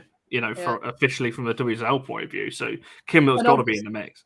And obviously she's been injured, quite a bit this season, but she's so instrumental. You can't overlook her. She's sort of the glue in that Arsenal midfield. Well, Charlie, what formation would you play, Charlie? 6-7-2. I don't know. We're not changing formation 90 minutes in. I would say if you do those for players and then you do another option as the final one and you let people name them in the comments, because I'm sure there will be someone who's like a phenomenal shout that none of us have come up with. There will be, someone that is a phenomenal shout. Obviously, I'd also like to point out that still in the WSL we shouldn't include Walsh. Yeah. Yeah, I can see. That's why I didn't include Kira Walsh. Just on pure ability. If we are playing by the rules, which is that 5 people made this choice, Cuthbert and Wrighton are the 2 that are nailed in. Toon and Volty were next with 2. So maybe just throw out a 2-person Twitter poll. It doesn't have to be 4 just because there's 4. I think most of us seem to agree it's Toon or Volty until you start. How many votes did Daly get though in total? That's Daly 3, but Daly's other one was a striker. She was nothing to do with the midfield. It was no votes for Daly. She did get 3 overall. All right, then we'll stick her in defence like she should be instead of being bright with our 2. Well, Meg, you're still it bright. It wants Daly in there. But he after the Euros, he just said, I just love that Rachel Daly. I don't know what it is about her, but I just love her. So, I don't know. I don't even know what this show's turned into. Next, my dad's going to say Daly for manager. You know what? I mean, TJ, I'm sorry. I've got it's not passion, it's frustration. Oh, here he goes. You get given rules, you follow the rules, and then the rules change. When I can't stand it when it happens. That's what refs do, though, isn't it? They get given the rules and they change them. I was going to say it's a bit like Manchester United negotiating transfers. Oh, he's gone. Oh. I'm going to not comment on that one. We'll say we're leaving player 7 to the people of Twitter then. But that's a dangerous thing. The good people at Twitter, I think, can help us make an informed decision. Yeah. Twitter's not my usual go-to place for wisdom, but I think in this instance, I also feel like you should actually throw out 2. So do one for Toon and Volty, and then another one for Bright and Daly, based on the 3-person rule. But you've got to have. I'm done. But I think, I don't even know. But how can you make any argument for Daly at centre back? Left back, I can at least understand.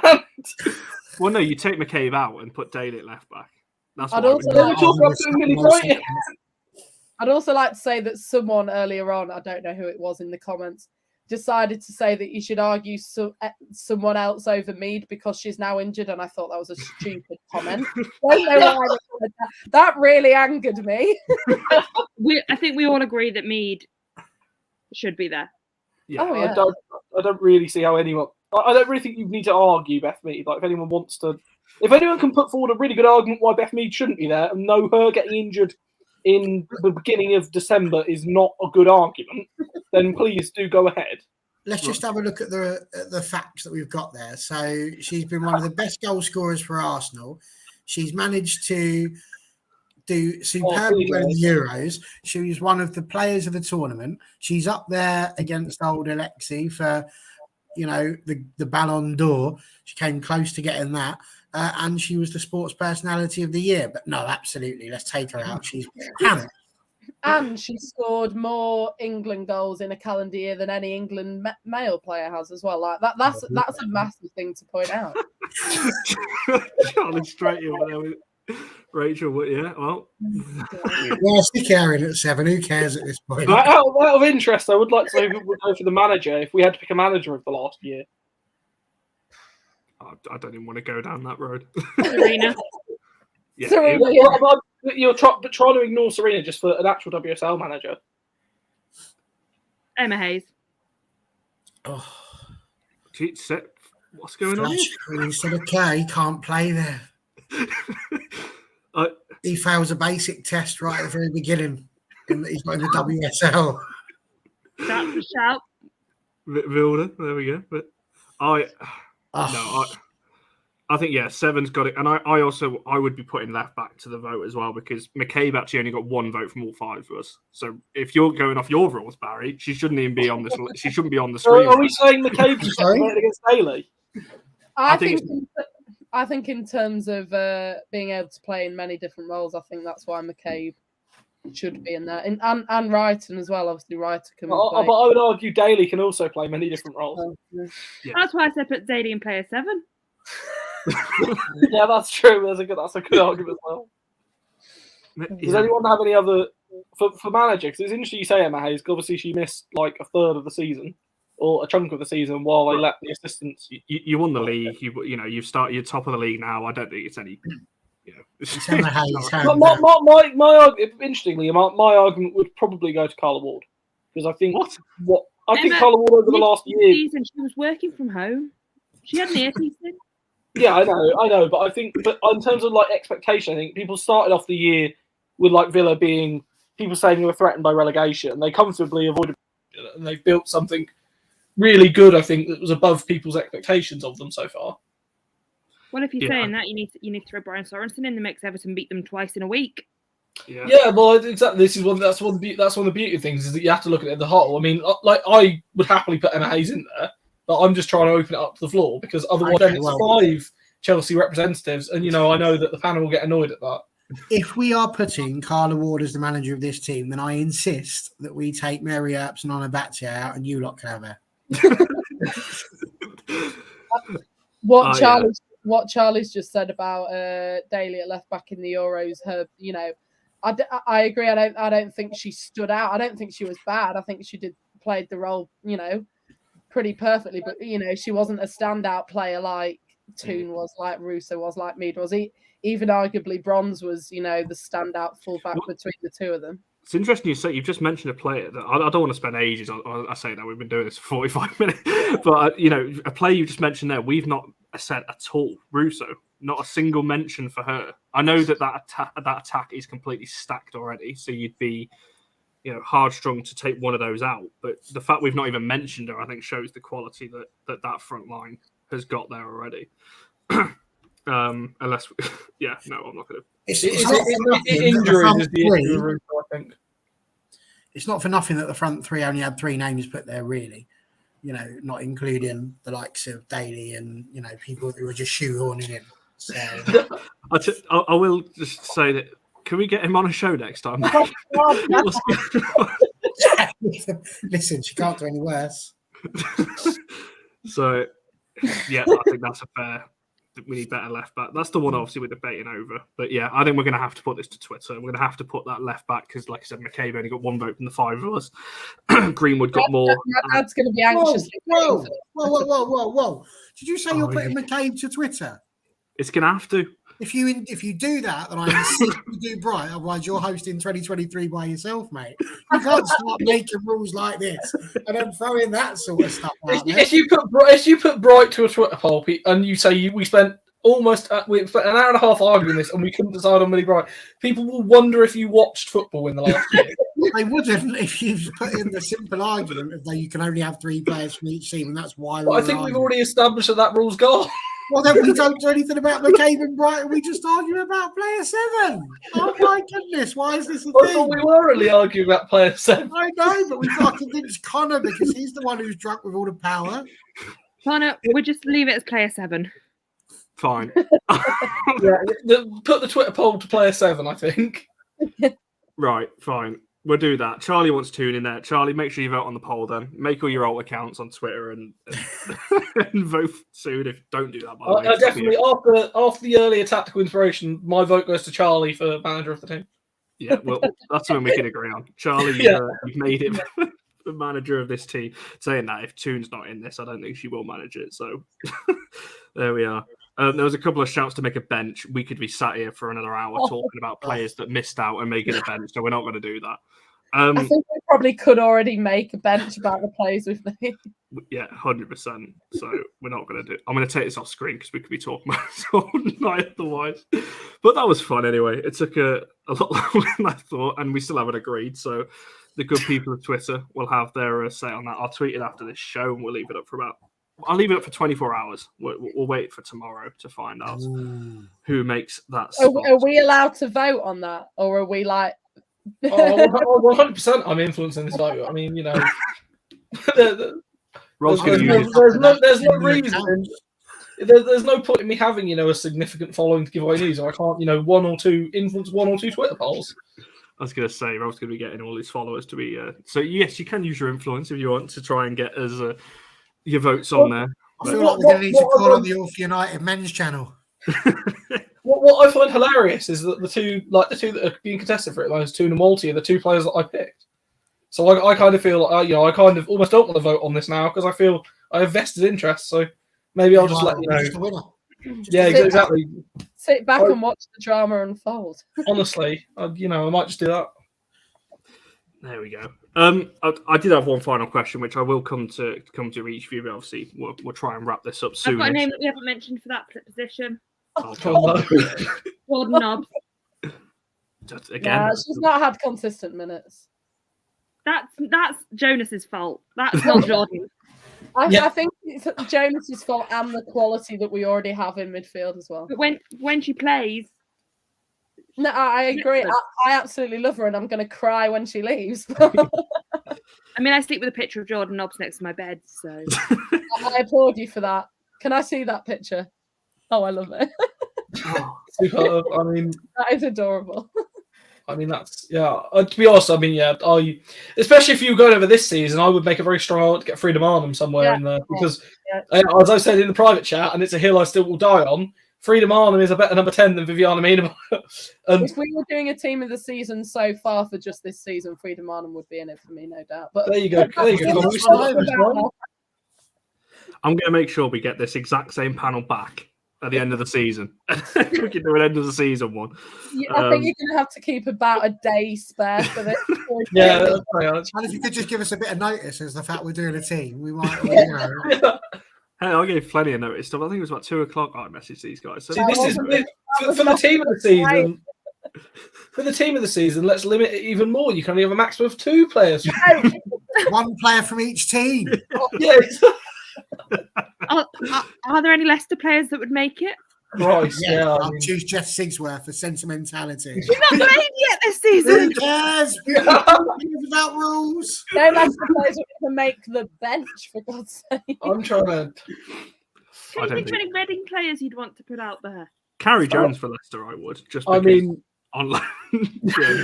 I mean, the only Reading player I want to put in was Deanne Rose. She's been I mean, there's no argument there for Faye Bryson, but I mean, Katie Robinson for Brighton, maybe. The fact she's fast. I mean, that. I'm liking it so much. I'm seeing this as a show. So, jeez, right. I'm gonna move on to the final question before we look to wrap this up. Keep your answers as short or long as you want, because this show has run over a lot longer than I thought it was going to be. Obviously, this is the last show of the year, and we're going into next year now. What are your kind of hopes, expectations for the obviously for the rest of the next season, but for the next year as a whole for your respective clubs? Obviously, from a transfer window point of view, from just league-wise, domestically, and everything in between. So, Fiona, I'll start with you. What's your hopes, aspirations from an Everton point of view for next year? I'd like us to bring a second pure striker in, and then to be up there challenging for that fifth place. I think we've got the team to do it. And from that fifth, I'd like us to go on, maintain a lot of the players that are out of contract this summer, and then put up the show next season with a secure team, settled manager, and see where that takes Everton. See if we can be challenging for one of those top 4 spots. That's fair enough. Meg, for yourself, is it pushing for is the title gone for this season? What do you reckon? What are your hopes for next year? This season, I'm not so sure. I think it'll depend on, we've had a ridiculous amount of injuries. If we get more, then it's not looking good. Obviously, with Mead and Meadham are already out, for the long run. But in a nutshell, I think Chelsea have dominated for too long now. I think it's time for us to step up and start dominating, because I think when they released that Beth had extended her contract and they released that video of how she's grown up, playing for a boys team, etc. I think she mentioned that the reason that she's staying at Arsenal because she knows and she has that feeling that we will start winning trophies again, and that's what we need to do in order to keep attracting those top players. Otherwise, we're going to start slipping a bit. So, yeah, I think trophies is what we need to aim for next year. Whether it's trying to push for the league, or I think the FA Cup is a good one for us to try and go for this season. No, that's a fair answer, Rob. Is it all on the Champions League for the first half of next season? For the first half of next year, even? To be honest, I kind of feel that Chelsea's ingrained in winning trophies. I think they should be at least winning one of the Conti Cup or the FA Cup. They should be winning the league, and they should be going far in the Champions League. I think that the squad depth they've got there, the quality they've got there, and assuming that they bring in 1 or 2 more bits of quality in January, I think that then they have a squad that can compete with the very best. And it's about turning up and putting in those performances in those games, in those tight games, to elevate them to that level. Because I think this is a side that can win the Champions League. But I think it requires every single one of the players to have great performances in those big games. No, that's a fair point. And Barry, I'll let you kind of round up from a United point of view, but we will be doing we probably will do a show on this at some point anyway. But what are your hopes for next year? Oh, God, he's got his pen and paper out. What? I take it seriously when you ask me questions. I would like 2 fullbacks, please, signed in the January transfer window. I would like to renew the contracts for Maria Celestia Russo and Ona Battier. I want Manchester City to not finish in the positions for the UEFA Women's Champions League. I want Nikita Paris to score double figures, Katie Zellum to make the England team, and Man United to win the league. Come on, you Reds! Not just a short wish list, then. You've also forgotten Connor to give out those signed footballs that he's promised everyone. Oh, and and a signed football from Connor. Yes, that's a party in a bear tree. This was something to do with the predictions league, but if you've noticed, I'm top of it at the moment, so I ain't going to be giving out anything if I end up winning it. So I look forward to you presenting yourself the signed football. Do you know something, Connor? I can remember back when I was in school, and I had to go out and there was like a little raffle thing. You pull numbers out, and I pulled my number out. And do you know what I did with the prize? I put it back in, because when you win something that you create, it doesn't look good when you pick it out. In some ways, I don't want to win it because the rigged argument is already coming out. Yeah, I don't really want to win it, to be honest, of that very reason. But there we are. It's not rigged. I do the scores. If it was, it'd be nowhere near the top. I wanted to make a point on what Barry said. Obviously, he said we're winning the league. That's not quite happening. But Mark's sorry to disappoint that you're not winning the league. But Skinner said in one of his press conferences at the start of the season that silverware was sort of the aim at the end of the season, and I think it's quite a shame that they're out of the Conti Cup now, because I think that was one that they could have really gone for this season. So I think it's a shame that they've had all this squad rotation and played some of the players that don't get enough minutes have really shone in the Conti Cup, and it's a real shame that they're not going further in that competition and trying to win it, really. That seems a fair point to end on, and because we have to go for an hour and 44. This has been our longest show for weeks, Barry. But there we are. Okay. It's been good. Sang has just rejoined and said he did see the Team of the Year debacle, he's called it. Lanzal, appreciate that. I've really enjoyed it myself. Despite I'm amazed I've nearly done 2 hours, to be honest, because I thought halfway through I was going to be leaving. So yeah, that's a wrap for 2022. I will just say thanks to obviously everyone on screen, particularly. I will just say he's gonna be on the tweet in a second. This guy here to my left or right, whichever way it is, 81 shows this year. He is pulled off. Not to mention all the match day vlog stuff as well. Bringing the predictions league in, so it deserves that a special mention. You'll see the kind of top 5 appearances in a second, but 95 different contributors just this year alone, which has been fantastic. 262 live shows, 667 subscribers. Fantastic. It's been an incredible year, but most importantly to me anyway, this community is growing.